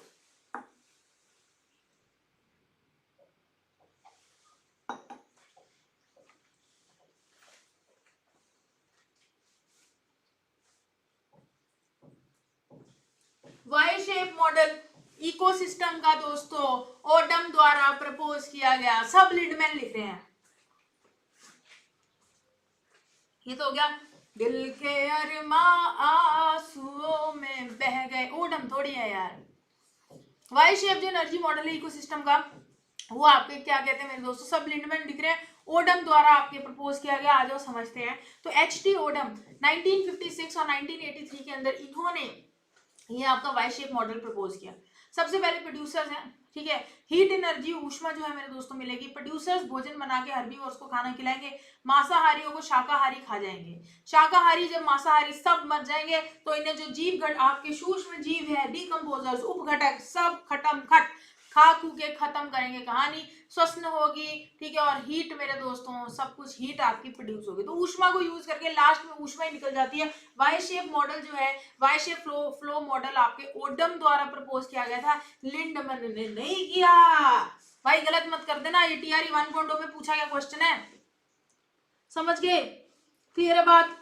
चलो फिर आगे बढ़ते हैं नेक्स्ट क्वेश्चन की तरफ गाइस। और अगला क्वेश्चन कहता है सलीम अली बर्ड सेंचुरी किधर लोकेटेड है, जल्दी से बताओ। ये मैंने आपको ऑलरेडी पढ़ाया भी हुआ है। Salim Ali bird sanctuary Uttar Pradesh, Madhya Pradesh, West Bengal, more than one of the above या फिर नन ऑफ द अबव। कहां पर सलीम अली बर्ड सेंचुरी, देखो सलीम अली नेशनल पार्क के बारे में भी हम बात कर चुके हैं मेरे भाई, सलीम अली बर्ड सेंचुरी के बारे में भी हम बात कर चुके हैं। यहाँ पर एग्जामिनर ने बर्ड सेंचुरी के बारे में पूछा था, Uttar Pradesh, Madhya Pradesh, West Bengal, more than one of the above, या फिर नन ऑफ द अबव। ठीक है, बताओ भाई फटाफट से। ठीक है, सेकेंडली फ्रेंड्स, आप सभी लोग जो जो कोर्स को बाय करना चाहते हैं, बीपीएससी टीआरई 4.0 की जो तैयारी आपके फ्रेंड्स करना चाहते हैं, या आप लोग, या फिर आप लोगों को, ठीक है, कोर्स से पढ़ना है, तो रितिका कूपन कोड को लगाकर आप लोग कोर्सेज को बाय कर सकते हैं। टेक्स्ट बुक की ऐप के ऊपर textbook.com पर जाकर बहुत सारे कोर्सेज जो है हमारे पास अवेलेबल है। ऑब्वियसली कोर्स से पढ़ने से सिलेक्शन होने की गारंटी थोड़ी सी ज्यादा हो जाती है, बिकॉज हम लोग डीप में एक एक चीज को पढ़ते हैं, ठीक है, एक एक चीज को समझते हैं, आपको मॉक टेस्ट मिलते हैं, क्वेश्चंस मिलते हैं आपको प्रैक्टिस करने के लिए। यूट्यूब के ऊपर भी ऑब्वियसली मैं तो यार देखो आपको बेस्ट ही पढ़ाती हूँ ऑलवेज, ठीक है, पर यूट्यूब के ऊपर एक लिमिटेशन है मेरी कि यार इतना ही पढ़ा सकते हैं, इतनी ही नंबर ऑफ क्लासेस कंडक्ट कर सकते हैं। कोर्स में यार 2 क्लास भी हो सकती है, 1 क्लास भी हो सकती है, तो कोर्स लेने का जो लेना चाहता है वो कोर्स लो, नहीं लेना चाहता यूट्यूब पे पढ़ो। बट यार मैं तो प्रेफर करूंगी कोर्स लो, इतना कोई महंगा कोर्स होता भी नहीं है कि हम अफोर्ड ना कर सके। मत खाओ ना 1 महीना नूडल्स मोमोज बर्गर, मत जाओ डेट पर, मत मिलो अपनी गर्लफ्रेंड को, क्या हो गया भाई, उसको बोलो पहले सेटल होने दो, पढ़ने दो, ठीक है, पेपर पास करने दो, समझ गए। तो जिसको कोर्स खरीदने का है फटाफट से रितिका कूपन कोड को लगा के ठाठा करके कोर्स को खरीद सकते हैं। सलीम अली बर्ड सेंचुरी किधर लोकेटेड है दोस्तों? नन ऑफ द अबव इस क्वेश्चन का राइट आंसर है। वेरी वेरी इंपॉर्टेंट एक पॉइंट याद रखना, अगर मैं सलीम अली की बात करूं तो सलीम अली का नेशनल पार्क जम्मू कश्मीर में प्रेजेंट है, मैं आपको ऑलरेडी पढ़ा चुकी हूँ। सलीम अली की बर्ड सेंचुरी आपकी किधर प्रेजेंट है? गोवा के अंदर प्रेजेंट है, ये आप याद रखना। मैंने टीआरई 1.0 के टाइम पे ये मैंने चीख चीख के मेरा गला दर्द हो गया था ये डिफरेंस बता बता के, और पेपर में क्वेश्चन पूछा भी गया था, तो ध्यान दे। ठीक है, मध्य प्रदेश की बात करें तो मध्य प्रदेश के सारे नेशनल पार्क्स हम लोग ऑलरेडी पढ़ चुके हैं, बांधवगढ़, माधव, पन्ना, पेंच, सतपुड़ा, वन विहार, फॉसल, कान्हा, कूनो, जैसे मुझे याद है आपको भी याद हो जाएंगे अगर आप सेशंस के अंदर लाइव जुड़ते हो और रोज रोज मेरे साथ रिवाइज करते हो। तो वेरी वेरी इंपॉर्टेंट फ्रेंड्स, यहाँ तक कहानी खत्म। तो मध्य प्रदेश को टाइगर स्टेट कहते हैं। प्रोजेक्ट टाइगर आपको कब आया था? चैट के अंदर सभी लोग लिखकर मुझे बताएं। तो ये है सलीम अली की बर्ड सेंचुरी जो गोवा में प्रेजेंट है, और सलीम अली का नेशनल पार्क आपका J&K जम्मू कश्मीर में प्रेजेंट है। तो जम्मू कश्मीर का एक और इंपॉर्टेंट नेशनल पार्क है डचिगम नेशनल पार्क। दोस्तों इससे भी क्वेश्चन आपके पेपर के अंदर पूछ लिया जाता है। क्लियर होगी बात? तो आगे बढ़ते हैं हमारे नेक्स्ट क्वेश्चन की तरफ। ठीक है, प्रोजेक्ट टाइगर 1973, सभी लोग एक बार चैट के अंदर लिख दो ताकि क्लास से ही याद भी कर लो। ठीक है जी,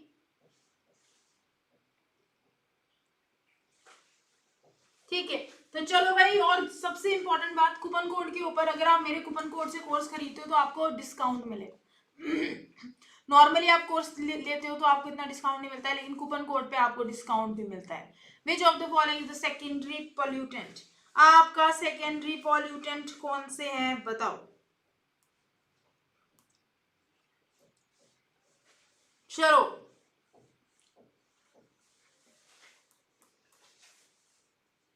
यार, आज आप लोग रिकॉर्डेड क्लास देख रहे हो, ठीक है, मेरी टीजीटी पीजीटी वाली, नो प्रॉब्लम, देखो, लेकिन फ्रेंड्स ये वाली क्लास को भी देख लेना। जो लोगों को पता नहीं है कि आज यहाँ पे लाइव क्लास हो रही है और वो रिकॉर्डेड क्लास टीजीटी पीजीटी वाली देख रहे हैं, वो देखो, वो 7 घंटे की कॉन्टिन्यूस रिवीजन है, इट्स ओके, पर ये वाली क्लास को भी मिस मत करना, because this is very very important. हमने आज सारे क्वेश्चन टीआरई 1.0 2.0 के प्रैक्टिस किए हैं, देखे हैं, एग्जाम का लेवल देखा, और ऑलमोस्ट यार ये क्वेश्चन आपके एग्जाम के अंदर भी पूछे जा सकते हैं। क्लियर होगी बात? ठीक है, आगे बढ़ते हैं नेक्स्ट क्वेश्चन की तरफ। चलो भाई, option number D, more than one of the above इस क्वेश्चन का राइट आंसर है। निम्नलिखित में से कौन सा एक सेकेंडरी पोल्यूटेंट है? ठीक है, पैन, SO2, ओजोन। आ जाओ देखते हैं। जो पोल्यूटेंट डायरेक्ट एमिशन करे मेरे भाई उसे प्राइमरी पोल्यूटेंट कहते हैं, जो इनडायरेक्ट पॉल्यूशन करते हैं उसे सेकेंडरी पोल्यूटेंट कहते हैं। ठीक है, effect on living things, direct और इनडायरेक्टली पड़ता है प्राइमरी पोल्यूशन का, इसका सीधा हमेशा सेकेंडरी पोल्यूटेंट का डायरेक्ट इंपैक्ट पड़ता है। अगर मैं पैन की बात करूं तो आपका सेकेंडरी पॉल्यूटेंट है, पर ऑक्साइड नाइट्रेट इसकी फुल फॉर्म है, ये भी ध्यान रखना। O3 आ गया, ओजोन की बात आ गई, और पैन की बात आ गई, दोनों के दोनों आपके सेकेंडरी पॉल्यूटेंट है, जो कि आपको ध्यान के अंदर रखने के। ठीक है जी, क्लियर होगी बात? चलो गाइस, आ गया अगला सवाल। भाई कितनी बारी ये क्वेश्चन मैंने आपको बताया, बताना, बताओ एक बारी, कितनी बारी?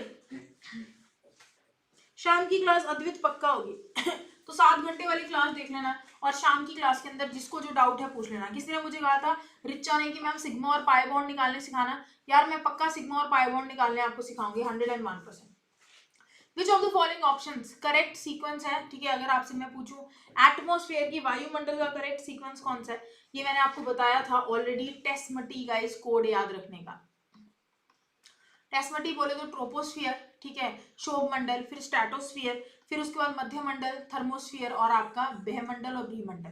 फ्रेंड्स ये आपका ऑर्डर है, हम लोग ऑलरेडी ये बहुत बड़ी क्लास में डिस्कस कर चुके थे। ट्रोपोस्फीयर पहले शोभमंडल, समतापमंडल, मध्यमंडल, तापमंडल और आपका ब्रह्मंडल। ठीक है, तो आपका जो ऑर्डर है ऑप्शन नंबर ए इस क्वेश्चन का राइट आंसर है। हम लोगों ने ये भी पढ़ा था कि जो ग्रीन हाउस गैसेज है मेरे भाई वो ट्रोपोस्फीयर में प्रेजेंट होती हैं।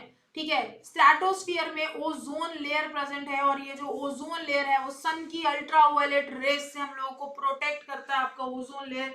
This is important. नहीं, O22 जो 7 घंटे वाली क्लास टीजीटी पीजीटी चैनल पे चल रही है वो पीआरटी वालों के लिए इंपॉर्टेंट नहीं है। टेट पीआरटी वालों के लिए ये क्लास इंपॉर्टेंट है। 6 to 8, 9 to 10 हर वर्ग के लिए क्लास इंपॉर्टेंट है, बिकॉज इस क्लास के अंदर हम लोग जनरल पढ़ रहे हैं, जनरल साइंस, जिसके ऊपर हर पेपर में क्वेश्चन आता है पार्ट ए के अंदर। वो क्लास पार्ट बी वालों की है, वो आपके लिए इंपॉर्टेंट नहीं है। ठीक है, जो लोग टीजीटी पीजीटी के लिए साइंस की तैयारी कर रहे हैं उनके लिए इंपॉर्टेंट है। The process of progressive chemical accumulation of non degradation chemicals at each trophic level is known as. बताओ, हर एक ट्रॉपिक लेवल पर जो आपकी केमिकल्स जो है नॉन बायोडिग्रेडेबल केमिकल्स जो कि खत्म नहीं हो सकते, जो कि आपकी मसल्स और टिश्यूज के अंदर रहने लग जाते हैं हर ट्रॉपिक लेवल पे, उसको क्या कहते हैं? बायोलॉजिकल मैग्निफिकेशन कहते हैं। ठीक है, मॉर्फोलॉजिकल मैग्निफिकेशन कहते हैं, थर्मोजेनिक मैग्निफिकेशन तापजनक, ठीक है, अवर्धन कहते हैं, मोर than one of the above या नन ऑफ द अबव। बताओ भाई।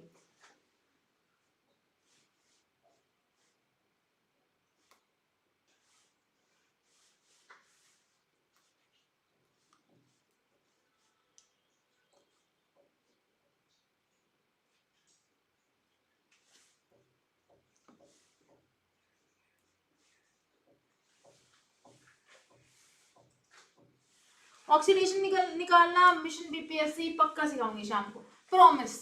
आज प्रॉमिस है। ऑक्सीडेशन स्टेट निकाले, ऑक्सीडेशन नंबर निकाले। ऑक्सीडेशन स्टेट कह रहे हो ना, पहले क्लियर बताओ निकालना क्या सीखना है, मैं बताऊंगी। सिग्मा पाई बॉन्ड भी यार किसी स्टूडेंट ने आज रिक्वेस्ट की थी, Richa Pande, sigma pi bond भी देखेंगे। 7 आवर्स वाली जो रिवीजन आपकी वीडियो है उसको देखने के बाद किसी को कोई भी डाउट रहती है तो शाम को 6 बजे मेरे को डाउट बता सकता है, जिसको हम लोग डिस्कस करेंगे क्लास में। ऑप्शन नंबर 1 बायोलॉजिकल मैग्निफिकेशन इस क्वेश्चन का राइट आंसर है। तो सुनो अब कहानी। हम लोग फैक्ट्रियां लगाते हैं और हम सोचते हैं कि यार फैक्ट्री वहां लगाएं जहां पर समुद्र हो, क्यों, या फिर नदी हो। जैसी फैक्ट्री में वेस्ट पैदा हुआ रातों रात दोस्तों नदी में फेंक दिया, क्या फर्क पड़ता है, कौन देख रहा है, सिंपल सी बात है। नहीं तो वेस्ट को साफ करना पड़ेगा, कहीं फेंकने का जुगाड़ बनाना पड़ेगा, जो कि बहुत मुश्किल है। तो नदी में फेंको, गेम ओवर करो, हर किसी का यही मोटिव है। डन। अब होता क्या है आपको पता है, जो फैक्ट्रीज या इंडस्ट्रीज होती है इनसे एक तो बहुत ज्यादा पॉल्यूशन निकलता है, दूसरे बहुत ज्यादा केमिकल्स, बहुत ज्यादा टॉक्सिक वेस्ट जो है इनसे प्रोड्यूस होते हैं। अगर ये टॉक्सिक वेस्ट आप लोग वाटर के अंदर फेंकोगे तो जलीय जीव बेचारों को नुकसान होगा। अब यही तो हुआ था, मर्क्यूरी जब पानी के अंदर गई, मछलियों ने मर्क्यूरी खाई, मर्क्यूरी फिर लोगों ने खाई तो मीना मार्टर डिजीज हो गई। ठीक है, कैडमियम की पॉइजनिंग हुई, इटाई इटाई डिजीज हो गई। तो आप लोग जो दुनिया की इन्वायरमेंट की लंका लगा रहे हो, बदले में इन्वायरमेंट भी आपकी लंका लगाएगा मेरे दोस्तों, ये ध्यान रखना। तो जितने भी टॉक्सिक, जितने भी एक्वेटिक एनिमल्स हैं इनके टिश्यूज के अंदर फिक्स हो जाते हैं, चले जाते हैं। क्यों? क्योंकि यार ये वेस्ट वो हो तो बात ही नहीं है, नष्ट। ठीक है, बायोडिग्रेड नॉन बायोडिग्रेडेबल है, सूक्ष्म जीव भी इन्हें खत्म नहीं कर पाते। तो जैसे ये बॉडी के अंदर जाने लग जाते हैं, इसी प्रोसेस को बायोलॉजिकल मैग्निफिकेशन कहते हैं। कम मात्रा में हो तो चलो फिर भी इन्हें कोई फर्क नहीं पड़ता है, लेकिन अगर ये ज्यादा मात्रा के अंदर आपके जलीय जीव में चले जाएं तो बहुत ज्यादा नुकसान देते हैं। तो बहुत सारे टॉक्सिन्स ब्रोक डाउन नहीं हो सकते हैं, एक्यूमुलेट होते रहते हैं लिविंग टिश्यूज के अंदर, स्पेशली वसा के अंदर, जिसकी वजह से मेरे दोस्तों हार्मफुल केमिकल्स के कारण पत्ते बिछते रहते सबके, याद रखना। अच्छा यहाँ पे फैट्स वर्ड आ गया, फैट। ठीक है, फैट से रिलेटेड फटाफट से एक लिंक लगाओ। कौन से विटामिन वसा में घुलनशील विटामिन है, चैट के अंदर मुझे सब लोग लिख के बताएं। कौन से विटामिन जो है आपके वसा में घुलनशील विटामिन जगह, सारे के सारे कीड़े वसा में घुलनशील हुए। विटामिन के ई डी ए, विटामिन के ई डी ए, याद रखना सारे कीड़े जो है वो फैट सॉल्युबल विटामिन है। विटामिन बी और सी वाटर के अंदर घुलनशील है, ये वाटर सॉल्युबल विटामिन है। क्वेश्चन आप लोगों के पेपर के अंदर पूछा जाएगा, वेरी वेरी इंपॉर्टेंट, ये बात सभी लोग ध्यान में रखने की। चलो आगे बढ़ते हैं नेक्स्ट क्वेश्चन की तरफ। रियोस्टेट का दूसरा नाम क्या है, बताओ।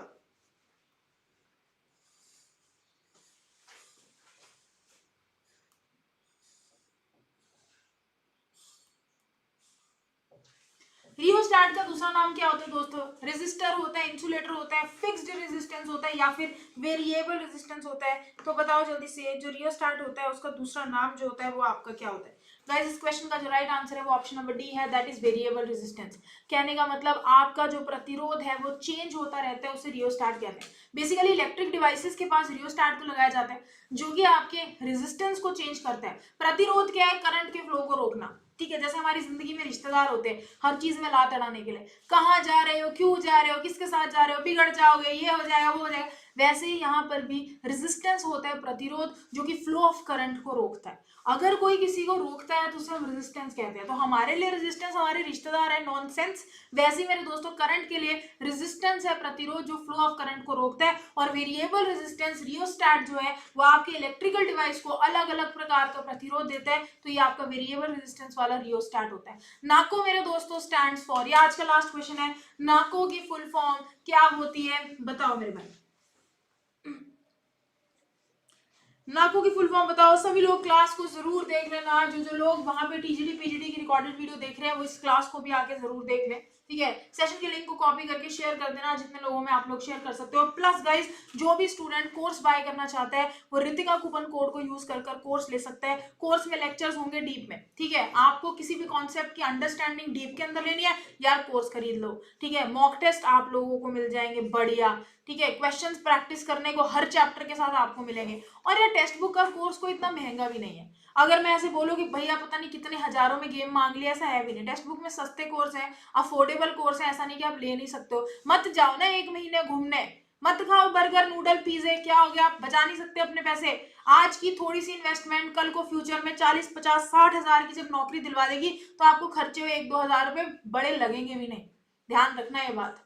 और आप जो कंजूसी कर रहे हो ना, सोच रहे हो मैं यहाँ से पढ़ लूंगा, इस यूट्यूब चैनल से पढ़ लूंगा, उस यूट्यूब चैनल, कोई फायदा नहीं होगा, ठीक है। कोई भी फायदा नहीं होगा, एग्जाम क्वालिफाई नहीं होता है ऐसे, समझो मेरी बात। अपकमिंग एग्जाम्स बहुत सारे आ रहे हैं, ठीक है। जिसको ज्वाइन करना है, हमारी टीम बहुत शानदार एकदम धमाकेदार है, ऐसी तैयारी कराती है। और जो टेक्स्ट बुक के कंटेंट आप लोग जानते ही हो यार कितना शानदार है, जो तैयारी हमारी टीम कराएगी 101% वो क्वेश्चंस पेपर में फंसते ही है, यूट्यूब में ही फंस जाते हैं यार। यूट्यूब के क्वेश्चंस पढ़ के तो आप सोचो पेड कंटेंट के नहीं फंसेंगे यार। आप बात कर दी guys, national AIDS control organisation को नाको कहा जाता है, ठीक है। ये ध्यान में रखने की। और ये है आपका नेक्स्ट क्वेश्चन फ्रेंड्स, ठीक है। इसका राइट आंसर वीडियो के नीचे होमवर्क सेक्शन में देना। हम अब नेक्स्ट क्लास के अंदर मिलेंगे, ठीक है। और रोज सेशंस के अंदर लाइव आओ, 10 बजे मैं पढ़ाती हूँ यूट्यूब पर टेटपीआरटी पर, ठीक है। और 6 बजे आपकी क्लास होती है शाम को टीजीटी पीजीटी चैनल के ऊपर। तो इसी के साथ bye bye, take care, thank you so much guys, thanks for watching, ठीक है। नेक्स्ट क्लास के अंदर फिर से मुलाकात करते हैं। आई होप आपको सेशन अच्छा लगा। फटाफट से एक लाइक ठोको, वेट मत करो। दूसरा, क्लास कैसी लगी मस्त मस्त कमेंट्स लिखने के वीडियो के नीचे। सो बाय।